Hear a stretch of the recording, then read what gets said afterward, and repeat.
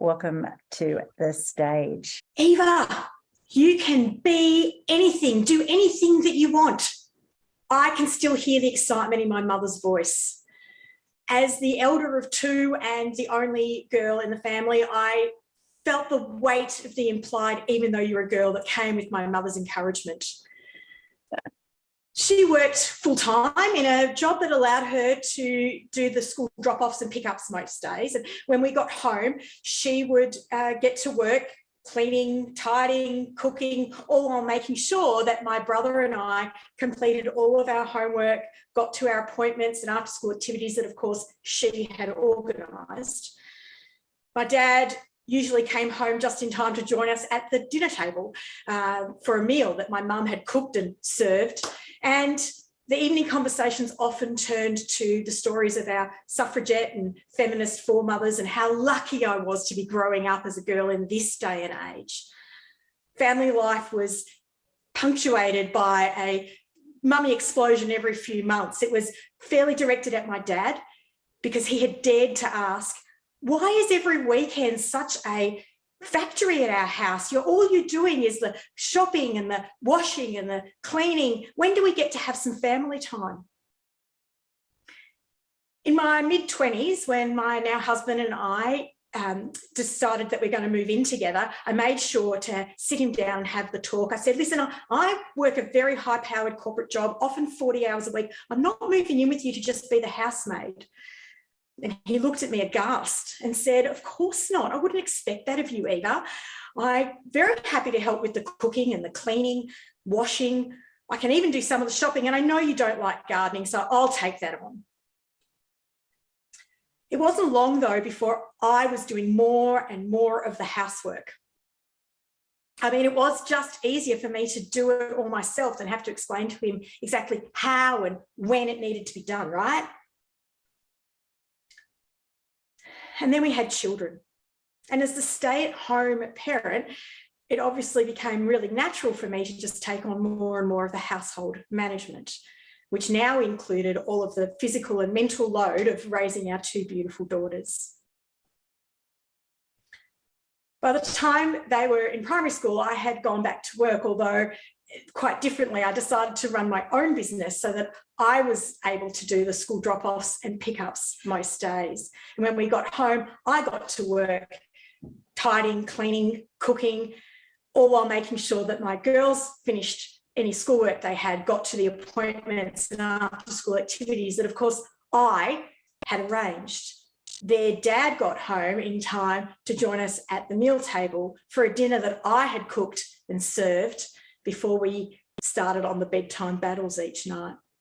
This was punctuated by a mummy explosion. Every few months or so, when I had got to the end of my rope and felt the frustration of the unfairness of how our house was being managed, and I'd scream, why can't you do this properly? It doesn't help me when you do it like this.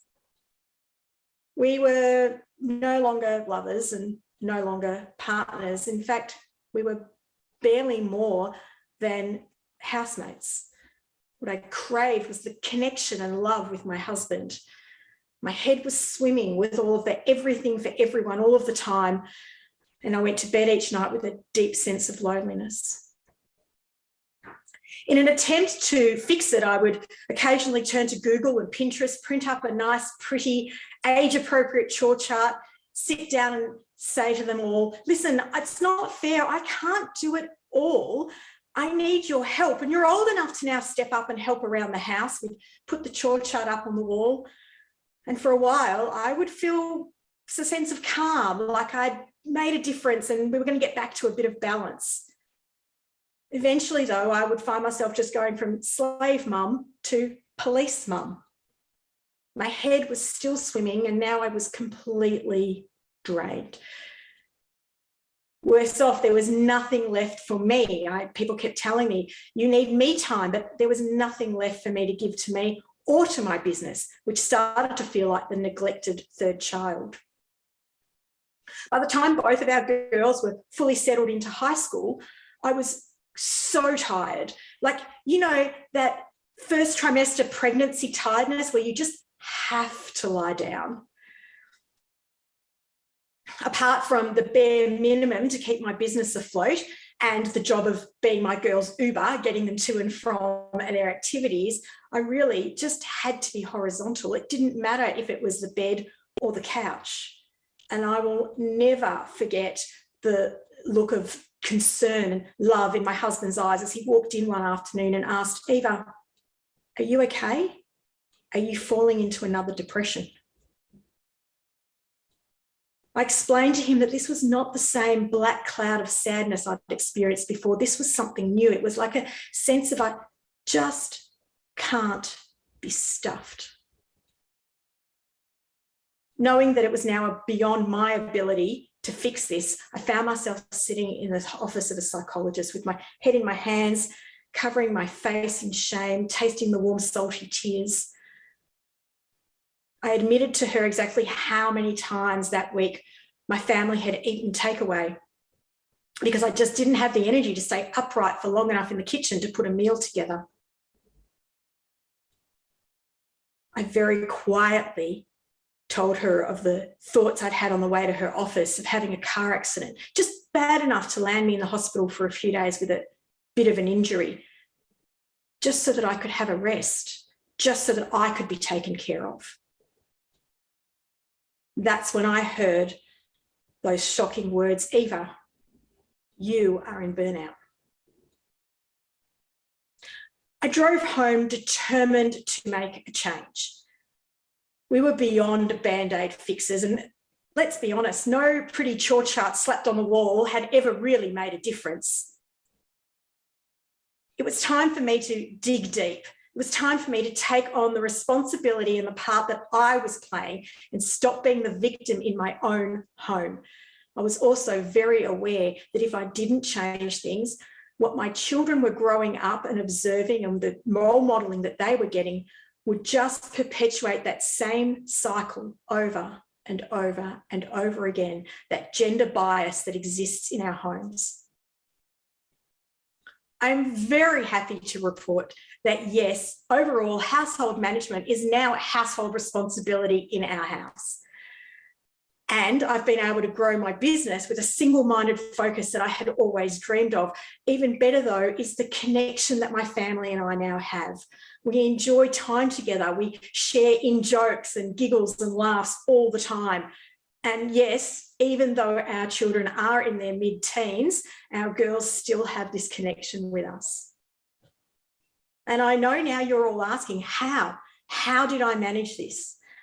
Well, it does start with systems and schedules, but I realized that it's about mindset. It's about adjusting my mindset. I really had to work on my expectations, both of myself and of what I expected of them. I had to learn to let it go, to walk through the grit. And I did find myself walking around the house being like Elsa, let it go, let it go. I sang it to myself continuously to remind myself what I needed to do and what I needed to change. I also had to learn to communicate in a different way. There was no space for it to be me versus them. That just created an environment of right and wrong. And no person, no team has ever been able to operate at their best in that kind of environment. I started to look at our household management as a CEO instead of what I had learned that mum was supposed to be. I mean, in my business, I was very able to to provide the support and explain the why to my team, to step back and give them the space to thrive. As a leader, I could create the environment of consideration that they required to be successful. I just had to do that in my own home. It took a fair bit of effort and, yes, quite a bit of time. And to be honest, the process of household management turning into a whole household responsibility is ongoing. It is not a once and done thing. We are all always growing, developing. My girls' responsibilities around their schoolwork and their extracurricular activities are constantly changing. And now we've got after-school jobs thrown into the mix as well. It does start with the systems and the structure, but the healing goes so much deeper. Like all wounds, you have to continue to work on it.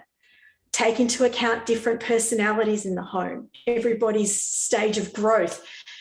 Take into consideration what they expect and what they need. And like any great journey of worth, the hardest part is often knowing how to start. Where are the first steps to begin?